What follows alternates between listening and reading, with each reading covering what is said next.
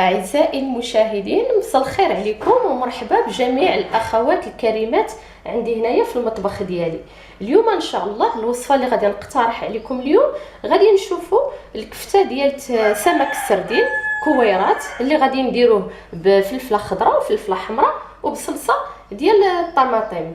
بالنسبه للمقادير هذه الوصفه غادي نحتاجو كما كتلاحظوا عندي هنايا مطيشه مطحونه، عندي هنايا نص كيلو ديال المطيشه مطحونه، وعندي هنايا كيلو ديال كفته ديال السردين اللي جبتها وصاوبته كنحيدوا ليه الجلده ديالو، وانا راني دقيته عير في المهراز. بالنسبه للسيدات راه ممكن انهم يطحنوه في الطحانه الكهربائيه. ثم غادي نستعمل هنا عندي فلفله خضراء اللي قطعتها على هذا الشكل طولي، وغادي نستعمل كذلك فلفله حمراء اللي قطعتها كذلك على هذا الشكل. عندي هنايا زيت اللي غنطيب بها، زيت المائده غنطيب بها. عندي جوج مزاود ديال الحار، عندي هنايا نص بصله مشلضه، عندي هنايا الزيتون خضر وحمر، وغادي نستعمل عندي الملح، وعندي الحامض مصير قطعته طريفات على هذا الشكل، وهنايا عندي التوابل او العطريه اللي غنستعمل انا هنايا في هذا الكفته ديال السردين. عندي هنايا التحميره بابريكا، وعندي هنايا السودانيه غبره، وعندي هنايا البزار ثم الخرقوم بلدي وسكنجبير، وهنا عندي الكمون. هذا الكمون راه يلا وجدتو، يلا دقيتو، يلا غربلتو، يلا دابا. وعندي هنايا قزبر ومعدنوس وجوج فصوص ديال الثوم. غادي نبداو دابا، غادي نوجدوا الكفته ديالنا.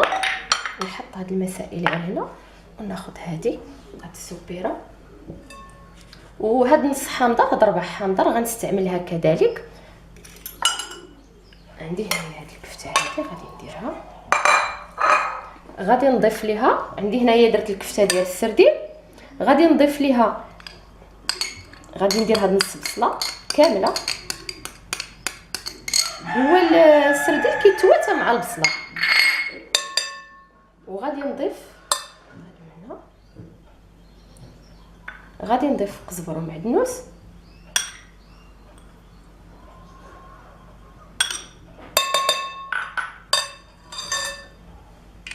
وغادي نحك هاد جوج ريوس ديال الثومه،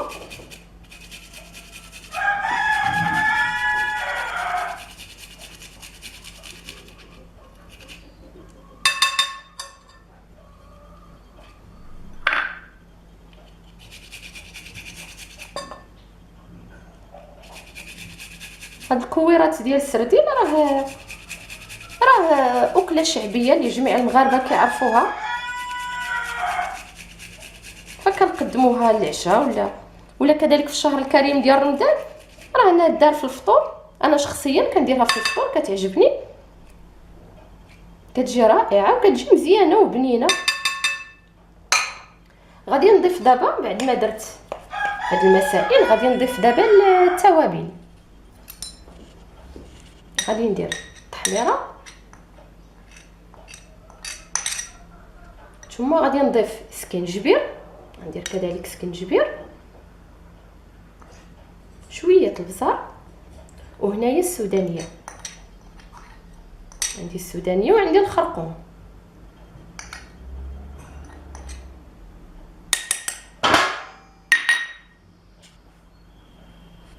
وهنا عندي الكمون، غادي ندير معلقه عامره ديال الكمون،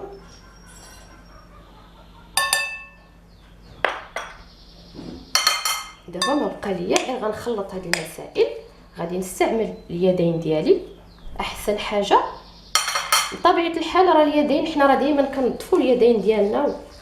وغادي ندير واحد القريصه ديال الملح، قريصه الملح غادي نديرها، ما غاديش نقوي الملح بزاف حيت عندي الزيتون وعندي الحامض مصير، فقط واحد القريصه ديال الملح. وبعد ذلك راه غادي نعصر هاد ربع حامضه، غادي نعصرها هنايا في هاد الكفته هذه. غادي نعجن هاد المسائل جيدا، وغادي نخليها على جنب حتى هاد الكفته تشرب ليا التشرميله، لان كما كتعرفوا راه لا الحوت ولا الدجاج ولا اللحم اي ترقيده درنا ليه فرا خصو يبقى حتى كيتشربها.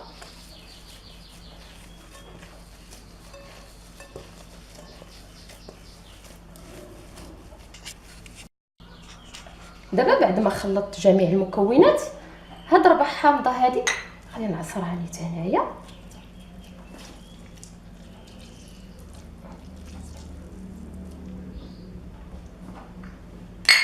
كذلك غادي نخلط وغادي نغطي هاد السوبيره هادي، غادي نغطيها بواحد البلاستيك غذائي، وغادي نخلي الكفته تشرب جميع المقومات وجميع التوابل اللي حنايا درناها، وغادي نمشيو للطنجره باش نكملوا الوصفه ديالنا.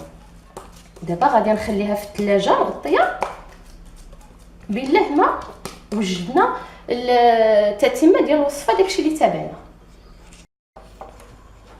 اذا ضفنا الزيت للطنجره ديالنا، غادي ندير هاد الفلفله. عندي هنا الفلفله خضراء، غادي نديرها هي الاولى باش شويه تقلى ليا. غادي نضيف كذلك معها هذه الفلفله الحمراء. الفلفله الحمراء غادي تطلق لينا النسمه وغادي تطلق كذلك اللون.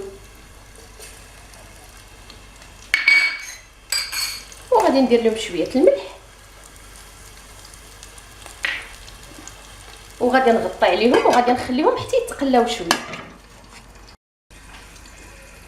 نشوفوا الفلفله، ومره راه حنايا كنحركوها على هذا الشكل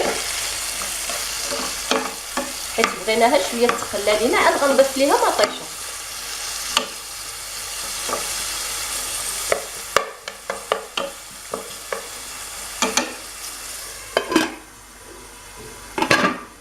دابا هاد الوقيته اللي كتقلى الفلفله، غادي ناخذ الكفته ديال السردين وغادي نكورها كويرات. غناخذها من الثلاجه، نمشي نجبدها من الثلاجه وغنكورها كويرات. اذا كيف ما كتلاحظوا الفلفله اللي عندناها هي تقلات. لاحظوا بان هاد الفلفله الحمراء طلقت لينا الحموره. دابا غادي نضيف نحط هذه هنايا، وغادي نضيف دابا هاد المطيشه هذه اللي عندي غادي نضيفها.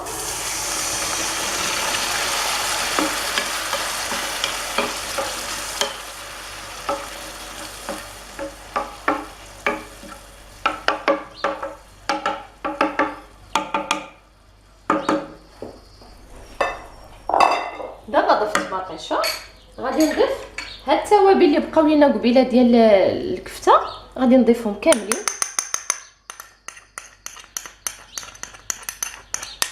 وغادي نزيد في البوطه، وكذلك هاد القزبر والمعدنوس.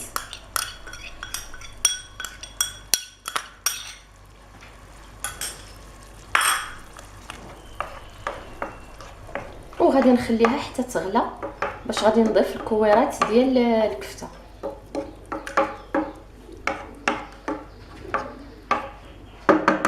دابا غادي نقفل عليها، نرد عليها الغلاقه ديالها،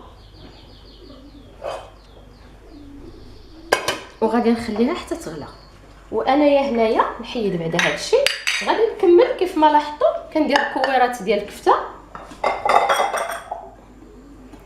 غادي نكملهم. ومنين تغلى لي الطنجره حنا غادي نتلاقاو. دابا نشوفوا الطنجره ديالنا فين وصلت. ها كيف ما كتلاحظوا، لاحظتوا ديك الفلفله كيفاش ولات. هاي ما بقاتش باينه حيت رقيقه، ما بقاتش باينه مع هاد المطيشه هذه. وكذلك راه هذيك البنه ديال القليف راه غادي تجي عاطيه في هاد لاصوص ديال المطيشه. غنضيف لها واحد شويه ديال الماء، شويه فقط، حيت خاطره وما فيهاش الماء بزاف. دابا ما بقى ليا الا غادي نضيف الكويرات ديال الكفته ديال السردين. غير تغلى دابا واحد شويه، نزيد في البوطه باش تغلى ليا صافي، ونحط الكويرات ديال الكفته ونضيف العناصر اللي حنا بقاو لينا. بسم الله. الطبق ديالنا راه طبق بسيط، وكيف ما قلت لكم طبق شعبي. الكويرات ديال الكفته ديال السمك راه كلشي كيبغيهم. وممكن ان السيده تجيب السر ديال الدار وغادي تصيب واحد الكميه، يعني كميه كثيره ديال الكفته، ودير فيها التوابل فقط، ما ديرش غير البصله والقزبر والمعدنوس، وتحتفظ بها في المجمد. هاد الطريقه راه كتجينا سهله، وقت ما بغيناه وتوحشناه فراه حنايا كنجبدوا الطاسه ديالنا ولا البلاستيكه اللي حنا استعملنا، هذوك البلاستيك ديال المجمد كنديروا فيه القياس ديال الكفته اللي حنايا بغينا. اذا جميع البلايص كنحط فيهم. نشوف فين باقي، نشوف وحده هنا. والكرات راه ما غاديش نحركهم حتى يشدوا شويه راسهم على هذا الشكل هكاك. غادي نضيف دابا شويه الكمون على هذا الشكل هذا، خصوصا الا كان واحد كمون اللي يلا صوبناه كتكون الريحه ديالو مجهده وكتكون الريحه ديالو قويه. وهنا عندي كيف ما كتلاحظوا الزيتون خضر بلا عظم والزيتون احمر. كذلك غادي نستعمل جميع الاماكن ندير ليه هكا.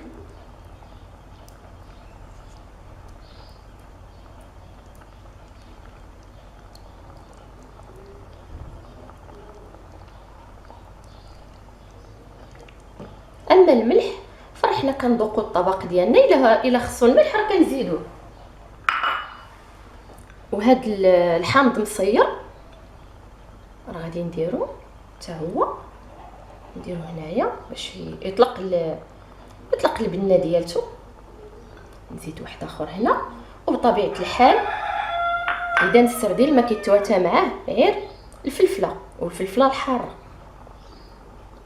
واللي بغى الحرور راه كيزيد. وحنايا راه ضفنا السودانيه غبره، راني ضفتها. دابا ما بقى ليا غير غادي نخليها الطنجره طيب على خاطرها، وغادي نتلاقى بكم منين غادي طيب لينا في الشكل النهائي. راه حنا غادي نتلاقاو.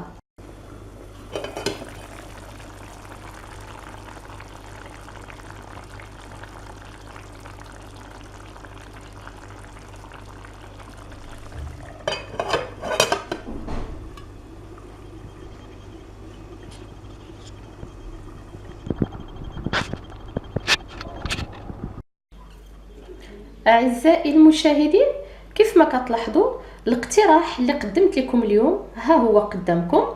كرات ديال الكفته ديال السردين بصلصه ديال الطماطم مع الزيتون والفلفله الحلوه الخضراء والحمراء.